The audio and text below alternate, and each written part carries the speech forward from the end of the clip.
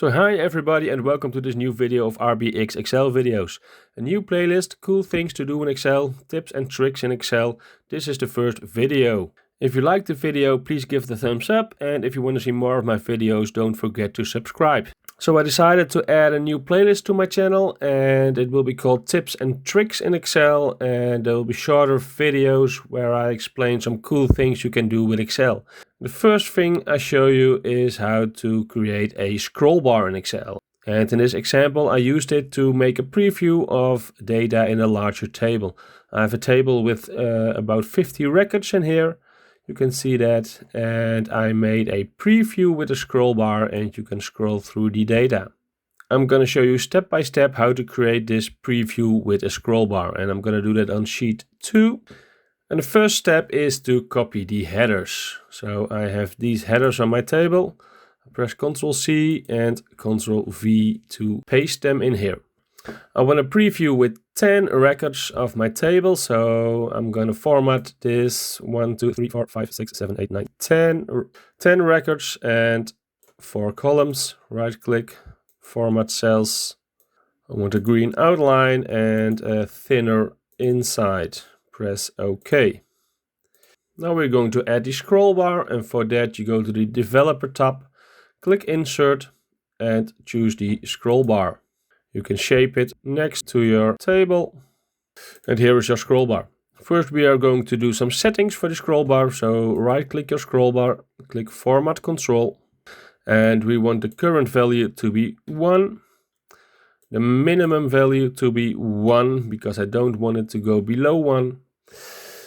The maximum value will be 41, and I'll explain later why this is 41. And you need a cell link, and I want to link it to this cell here, L6. Press OK, and that were the settings for your scroll bar. You see the number 1 appeared here. When I scroll down, you see the number is changing. Now we're going to add a function in the upper left cell of my table here.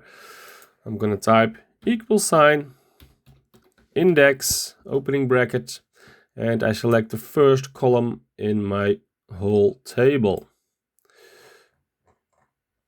The C7, I don't want to fix that one, and the end of my table, I'm only going to fix the row. Next argument is the row number, and that is the cell L6, which is controlled by the scroll bar, and I'm going to fix this one. Close my function, press enter, and you see I have the first record of my table. You can drag it to the right. I only want to fill without formatting, and drag this down also without formatting. I'm going to ignore the error in the function in here. And now we created a preview of a large table where we can scroll down through the table. And a few things I want to explain to you. The first thing is that I did not fix the value C7 in here, because when we click in the function, you see the whole first column of my large data set is selected to search in. But when I'm going to, for example, this cell, I'm going to click in the function and you see it's only searching from this cell. And when you know the index function, it has an array and it's going down a few cells, which is indicated in cell L6. So it's this array, it's the first cell in this array, so it's the wireless mouse A. That's why I did not fix it, because when I fixed it, it would be the whole column and I get all the same results. Another thing I want to explain is why I set my maximum value to 41. And I show you that by scrolling all down to the bottom of my table here. You see the last record is the noise isolating earphones, and that's also the last record of my large table. You see L6 has changed to 41 because that's the maximum value of my scroll bar. And when I select this last row, click in my function, you see it starts in here and it goes 41 cells down. And that's exactly the last record of my large table. That's because there are 50 records in my large table, and it needs to skip the first 9 because it's the 10th record. So 50 records minus the first 9 is 41 as a maximum value. That's why we take the 41 as max for the scroll bar. The last thing I can explain about the scroll bar is the page change.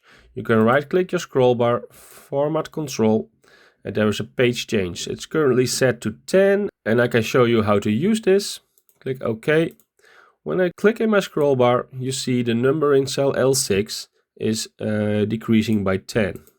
That's the page change you can use in the scroll bar. The last thing we can do is some formatting. I can make the text in this cell white so you can't see it. These values are all a currency. I can set it here and our table is ready. So I hope you can make your own scroll bar in Excel now. If you liked the video, please give it a thumbs up and don't forget to subscribe if you want to see more of my videos. Thank you.